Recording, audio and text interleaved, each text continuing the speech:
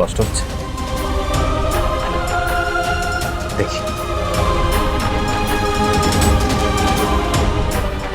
এখনো ব্যথা আছে? দাঁড়াও। এবার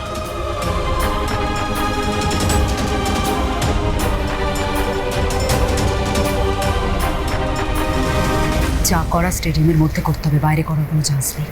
আমি যা প্ল্যান করেছিলাম সেই প্ল্যান অনুযায়ী আমাদের কাজ করতে হবে। যতই সিকিউরিটি থাক, এই রাস্তা দিয়ে যেতে হবে আমাদের।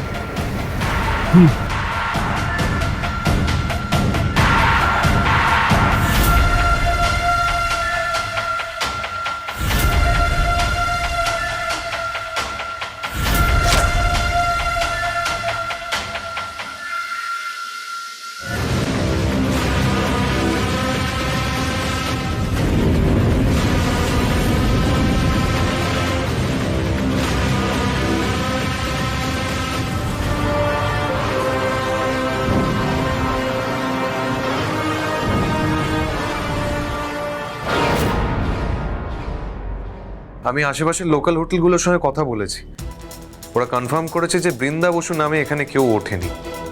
আমার ধারণা যে বড় বৌদি সম্ভবত এখানে নাম হারিয়েই আছে। আর আপনি চিন্তা করবেন না, আমি লোকাল পুলিশের সঙ্গেও কথা বলেছি সত্যজিৎদা।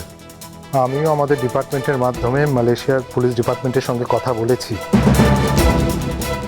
যেটা আমি জানতে পেরেছি সেটা হলো কলকাতা থেকে বৃন্দা বসু নামে একজন মালয়েশিয়ার ফ্লাইটে ছিল,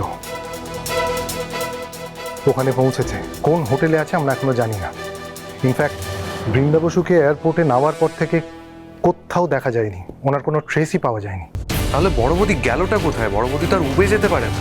ওখানকার পুলিশ খোঁজাখুঁজি করছে। তুমি একটু তোমার চোখ কান খুলে রেখো। আর রাঙামতি এখন কোথায়? রাঙামাটি স্টেডিয়ামেই আছে, ওখানেই ও প্র্যাকটিস সেরে নিয়ে লাঞ্চ করে রেডি হবে। তারপর 3:30 থেকে উদ্বোধনী অনুষ্ঠান, তারপর খেলা শুরু হবে।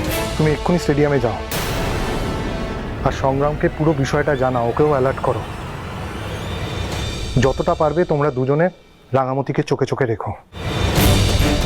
আমি যদি খুব ভুল না হয়ে থাকি, রাঙার এগেন্স্টে কিন্তু খুব বড় একটা কনস্পিরেসি হচ্ছে। আর আমার খুব খারাপ লাগছে এগুলো। I am very sorry. মানে আমি যদি ওখানে থাকতে পারতাম খুব ভালো হতো। রাঙামতি তীরন্দাজ সোম থেকে রবি প্রতিদিন সন্ধ্যে 7:30টায় স্টার জলসায় ও জিও হটস্টারে।